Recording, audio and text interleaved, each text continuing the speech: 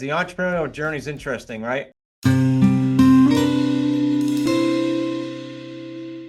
Nobody said it wasn't going to be frustrating. It will be. I guarantee you it will be, unless you luck out, right? So most of you won't luck out. You'll have a frustrating journey. That's part of going through entrepreneurship. What I didn't say in the rant is, I said it like 3 years ago in an event. I remember this morning thinking through this, and that's the concept of confirmation bias. If you Google that, it's when we sort of look for what our present beliefs are to support ourselves, right? So like if I'm going through a bummer time and I'm doubting myself, I might reach out to someone else that also is doubting themselves. And that is going to confirm for me that I'm normal, I'm okay. Instead of stretching beyond that and like I said in the rant and going to someone else and saying, why am I feeling this way? How can I get out of it, right? There's only 2 times ever in my 33 years that I had a shitty experience financially and otherwise. One was a crash, as you know, one was in the early 90s. And I think back in both times, I didn't have a mentor, not one. So that was my own fault. I'm like, what the heck? Because if you do, you just call them and go, what am I going through and why, right? Sounds simple, but many of us don't do it. So just think that, don't get caught in that confirmation bias, because all you're doing is confirming old habits, and those old habits got you where you are now. And if you're not happy, why would you confirm it? Isn't that crazy? It's this vicious cycle we get in. So that just came to mind this morning as I was thinking through this. Rusty, can you remind these guys about the book Gap and Game? Only because that came up like 4 times this week in a high 6 call, if not more. And maybe he scooted for a second. Is it just called Gap and Gain, guys? Oh, here he comes. Yeah, sorry about that.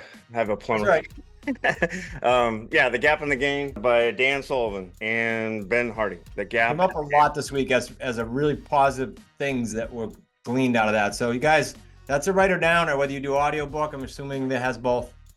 Thank you. That's good. And the other thing I want to remind you, in QLS, back to this entrepreneur journey idea, in QLS, remember, there's that old video, and I left it on purpose when they asked me to look at it, whether we should update it. And it used to be called The Path. Now it's just called Chris's Journey or whatever it's called.